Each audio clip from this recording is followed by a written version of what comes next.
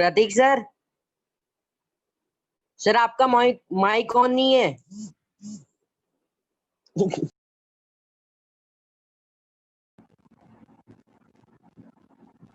अब आवाज आ रही है?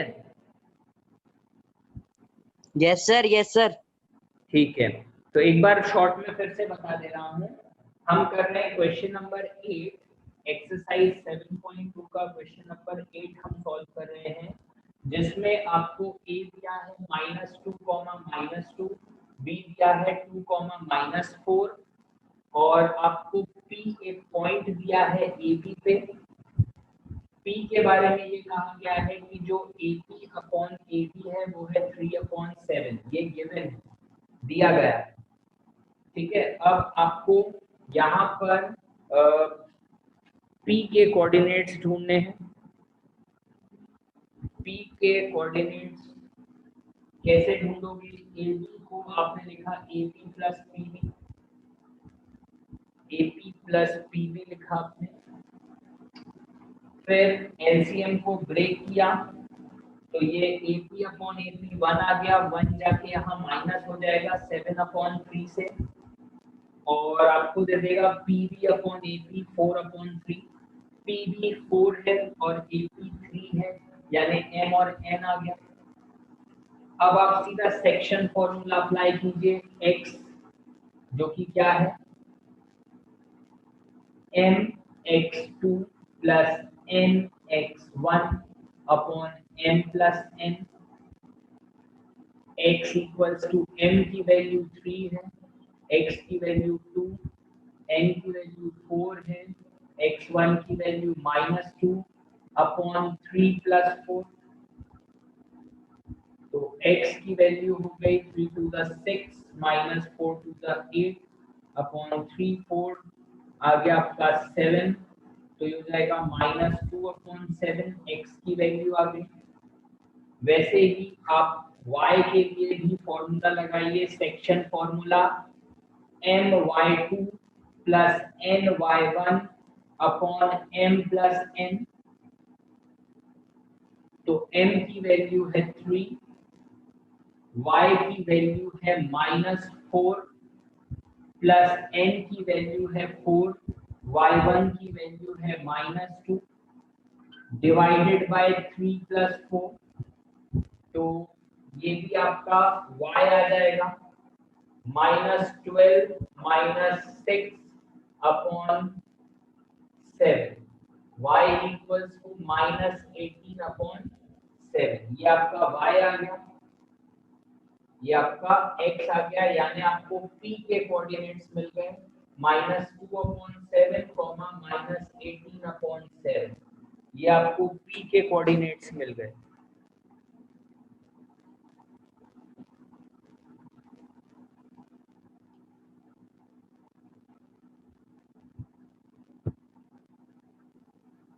भैया सेक्शन फॉर्मूला का पहले वाला एक और बार समझा दो। क्या बेटा? सेक्शन फॉर्मूला के पहले वाला एक और बार समझा दो। सेक्शन फॉर्मूला के पहले वाला, ठीक है, ये वाला पार्ट। ओके, आपको क्वेश्चन में दिया गया है AP is equal to 3/7 AB, ये दिया गया, ठीक है। तो AB यहाँ मल्टीप्लाई हो गया, जाके डिवाइड हो गया और हमें ये मिल गया। अब इसको हम रेसिप्रोकल करें तो ये हो जाएगा AB upon AP is equal to 7/3, और AB को आप लिख सकते हो AP प्लस PB। फिर आप ब्रेक कर दीजिए, ब्रेक करने पर एलसीएम ब्रेक करने पर AP अपॉन AP 1 हो गया, ये आ गया PB अपॉन AP, ये 1 जाके राइट हैंड साइड पे माइनस हो जाएगा और आपको PB अपॉन AP की वैल्यू मिल गई 4/3। PB अपॉन AP की वैल्यू है 4/3। अब PB है 4 और AP है 3, तो ये M और N आ गया। बस अब आपने सीधा सेक्शन फॉर्मूला अप्लाई किया, आपको M पता है 3, n पता है 4, x2 पता है 2, x1 पता है -2, m प्लस n यानी 3 प्लस 4, और वैसे ही y की वैल्यू डालिए, आपको आंसर मिल जाएगा। वैसे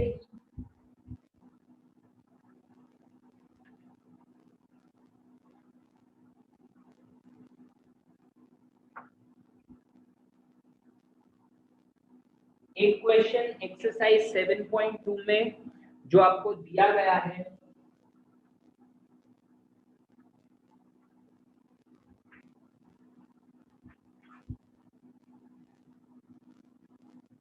क्वेश्चन नंबर 10 है आप लोग की बुक एनसीईआरटी एक्सरसाइज 7.2 का क्वेश्चन नंबर 10, जिसमें आपको कहा गया है find the area of rhombus. तो आपको एक रोम्बस दिया गया है,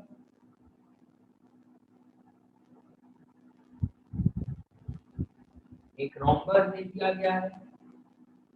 रोम्बस के वर्टाइसेस दिए हैं 3, 0,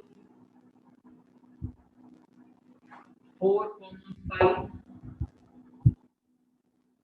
-1, 4 और -2, -1।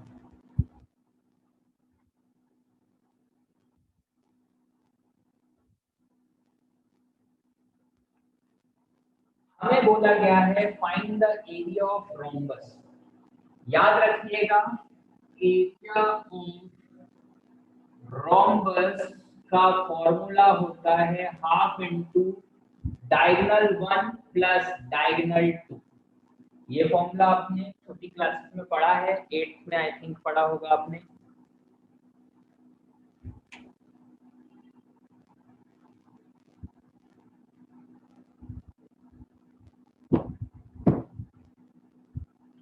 I hope आपने पढ़ा होगा ये कि area of rhombus is half diagonal 1 plus diagonal 2।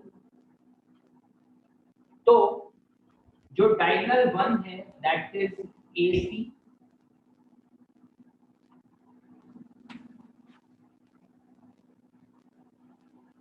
Hello hello, हाँ हेलो,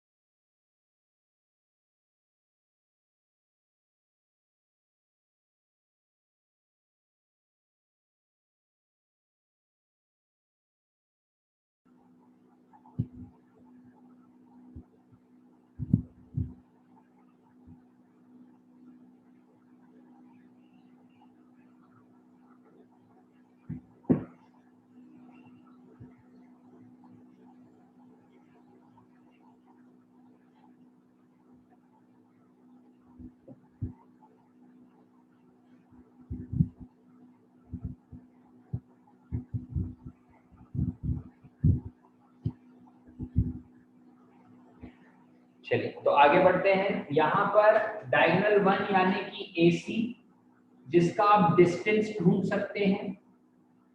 ये A के कोऑर्डिनेट्स हो जाएंगे x1 y1 और C के कोऑर्डिनेट्स हो जाएंगे x2 y2। तो x2 माइनस x1 का square plus y2 minus y1 का स्क्वायर, ये हो जाएगा -4 का स्क्वायर यानी कि 16 और 4 का स्क्वायर यानी कि फिर से 16। 16 प्लस 16 हो जाएगा 32। AC आ गया √32।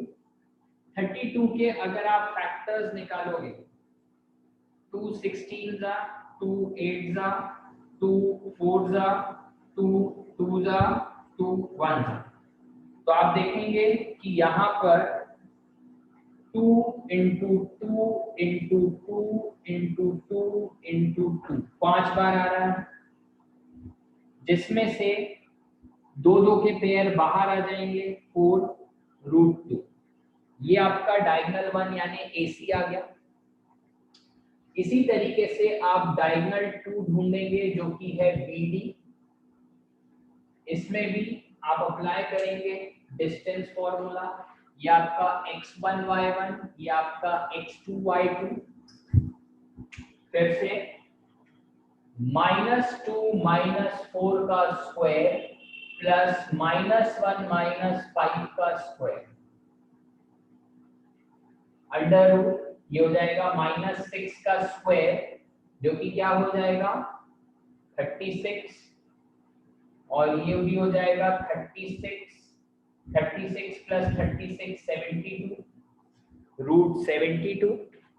इसके भी अगर आप फैक्टर्स निकालें 72 पे, 2 36 2 18 2 9 3 3 3 1। तो आप देखें रूट 72 को आप लिख सकते हो 2 इंटू 2 इंटू 2 इंटू 3 इंटू 3, ये और ये बाहर आ गया, तो BD आ गया आपका 6√2। अब आपको एरिया निकालना है, area of rhombus half into diagonal 1 plus diagonal 2 यानी कि हाफ इंटू 10√2, 2 1 2 5, तो एरिया ऑफ रोम्बस आ गया 5√2 स्क्वायर यूनिट। यह स्क्रीन थोड़ी ऊपर, ठीक है, स्क्रीन थोड़ी ऊपर कर दो। ऊपर क्या का बोल नहीं रहा है दिख बेटा? स्क्रीन थोड़ी ऊपर कर दो, ऊपर साइड का नहीं दिख रहा।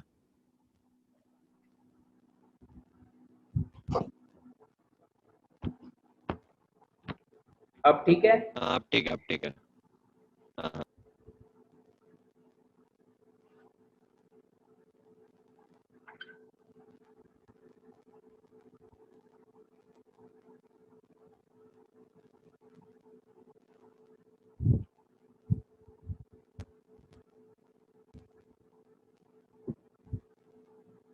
ठीक है, तो ये आपका एक और क्वेश्चन हो गया एक्सरसाइज 7.2 का।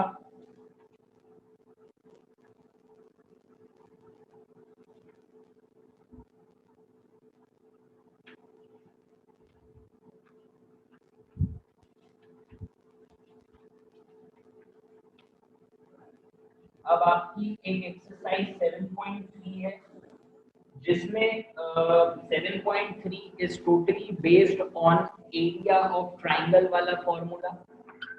तो एक्सरसाइज 7.3 जो है वो आपको कोर्स में नहीं, ये आपको नहीं करनी है।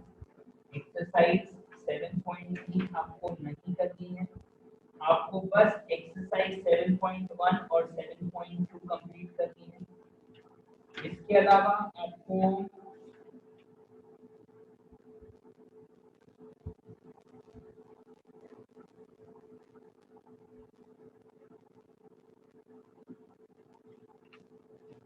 बस आप एक्सरसाइज 7.1 और 7.2 कंप्लीट कर लीजिए। ठीक है, एक एक्सरसाइज 7.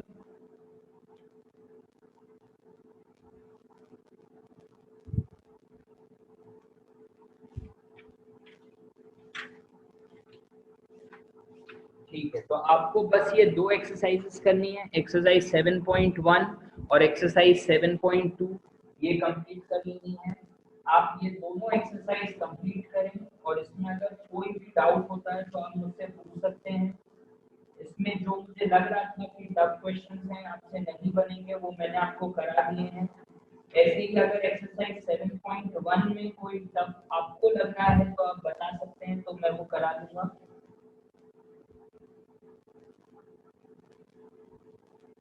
वैसे तो सारे क्वेश्चंस उसमें काफी इजी हैं। इन केस अगर इसमें कोई भी डाउट है तो आप मुझे बताइए। और यहाँ पर आपका खत्म होता है कोऑर्डिनेट ज्योमेट्री चैप्टर। ठीक है, अब हाँ बेटा सर 7.3 7.3 में एरिया ऑफ ट्राइंगल का फॉर्मूला लगेगा बेटा। तो एरिया ऑफ ट्राइंगल वाला जो कंसेप्ट है वो अभी आपको इस साल बोर्ड में नहीं है, तो वो आई डोंट थिंक एक्सरसाइज 7.3 आपको कोर्स में है।